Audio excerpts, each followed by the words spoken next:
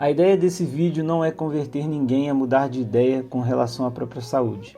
A intenção é passar uma reflexão sobre a nossa responsabilidade individual com relação a ela. Isso tudo, é claro, vai ser narrado no mundo do Minecraft. Tudo que eu vou falar a seguir se passa dentro de um servidor de um jogo de videogame. Os nomes relacionados a lugares e doenças são uma mera coincidência com a nossa realidade. Vivemos em uma época em que saúde nunca foi tão importante. Temos um exemplo do vírus que fez todo mundo ficar em casa. Quem eram as pessoas que mais sofriam com o vírus? Pessoas com comorbidades, como doenças autoimunes, obesidade, problemas de pressão, enfim, pessoas não saudáveis. No entanto, temos uma visão deturpada de saúde nos dias de hoje, a ponto de acreditarmos que uma mulher sob efeito de anticoncepcionais com produção quase nula de testosterona livre é um ser humano saudável. Que uma pessoa que está há 25 anos fomentando a produção de bactérias ruins no intestino é saudável. O vírus não era, e até hoje não é, uma ameaça a pessoas realmente saudáveis. Isso é fato. Mesmo assim, todos foram obrigados a arcar com as consequências. As medidas restritivas e vacinação foram praticamente forçadas em toda a população. E quem fosse contrário a isso estava indo contra a saúde pública. Era visto como um inimigo. Caso você se recusasse a cumprir o isolamento social, usar a focinheira ou, entre aspas, não se imunizar, era como se você estivesse apontando uma arma para a cabeça das outras pessoas, colocando a vida delas em risco, como se você fosse responsável pela saúde delas, negligenciando o fato de que nós não podemos comparar uma pessoa que dá devida atenção à própria saúde, faz atividades físicas, se alimenta bem, cuida da sua mente e espírito, com uma pessoa que empurra tudo isso com a barriga. Não faz sentido você colocar essas duas pessoas no mesmo patamar quando o assunto é saúde. Cobrar algo do cidadão saudável que é de responsabilidade individual do cidadão não saudável. E durante esse período de ditadura sanitária, era visível o medo e pânico das pessoas. Aliada à inflamação da mídia com notícias alarmantes sobre a situação, a possibilidade de morrer por consequência de um vírus deixou muitos aterrorizados.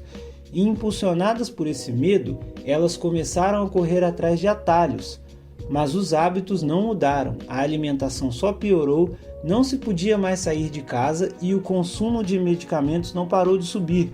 Precisava ser um especialista para perceber que isso era burrice, que não iria dar certo e que a saúde das pessoas só iria piorar.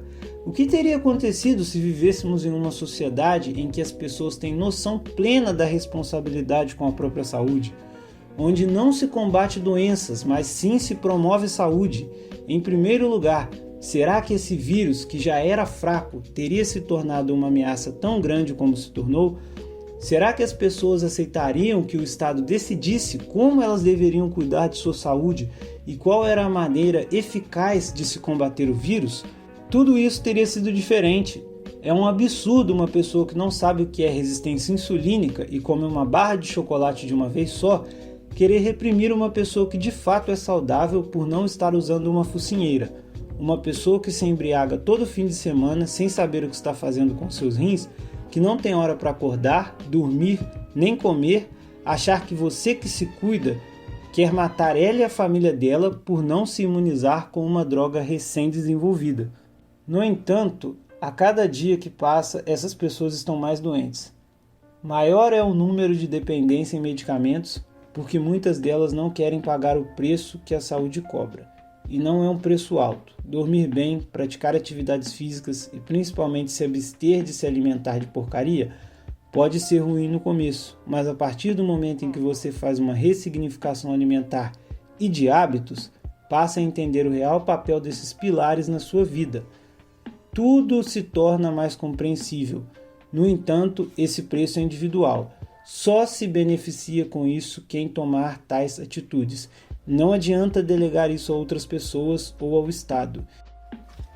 Hipócrates, um grego que viveu há cerca de 300 anos antes de Cristo, disse: Que seu remédio seja seu alimento e que seu alimento seja o seu remédio.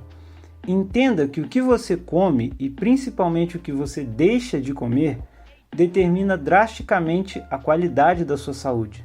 Nós comemos mal porque vemos a comida como uma fonte de prazer. Somos viciados em dopamina e achamos que um alimento bom é aquele com capacidade de fritar nossos receptores.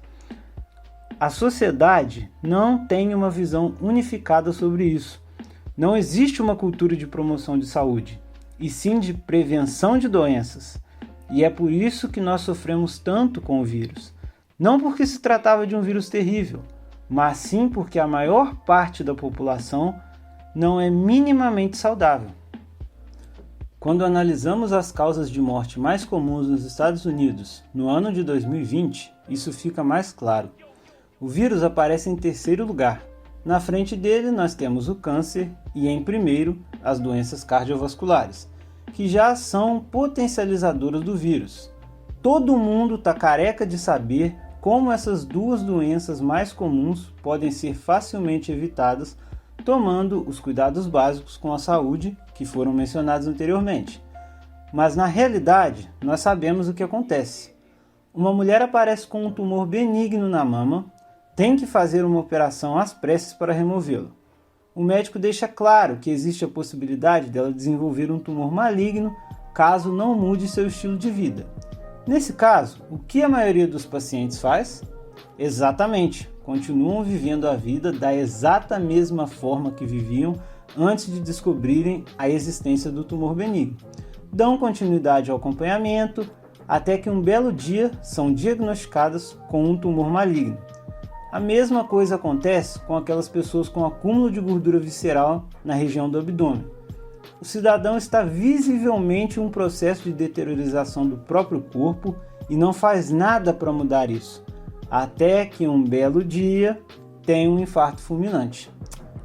Mas é o vírus inflamatório que é a maior ameaça da humanidade.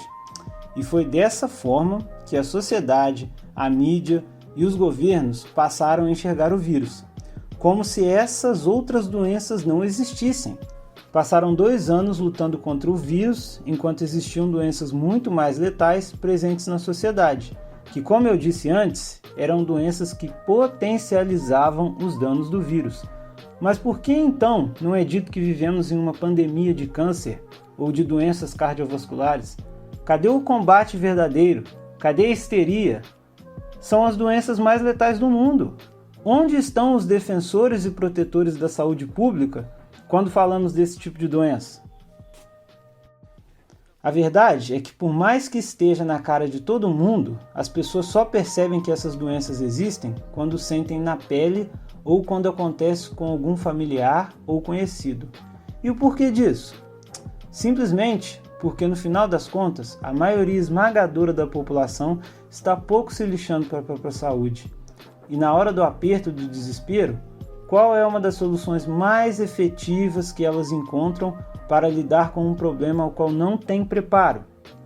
A terceirização da responsabilidade, colocando sobre os outros a culpa sobre a responsabilidade que elas deveriam ter quanto à sua saúde, seja em um médico, vizinho, o presidente do país ou em Deus.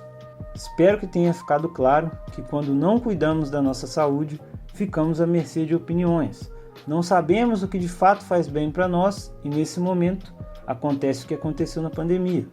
Nos são empurrados goela abaixo medicamentos de prevenção, imunizantes, medidas preventivas absurdas e tomados pelo desespero e ignorância, muitos aceitam tudo isso sem questionar e ainda se sentem no direito de impor restrições sobre os outros. Não espere o seu corpo começar a dar sinais de fraqueza. Não espere o vírus te pegar. Não espere o governo comprar uma vacina ou alguém descobrir a eficácia de um tal medicamento contra uma doença que você possa vir a desenvolver. Promova a saúde do seu corpo. Fortaleça seu organismo.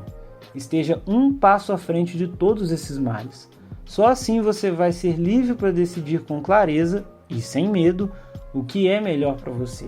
Não se esqueça, o maior responsável pela sua saúde é você mesmo. Não delegue essa responsabilidade tão importante a ninguém, pois só você é capaz de dar o devido valor à sua saúde.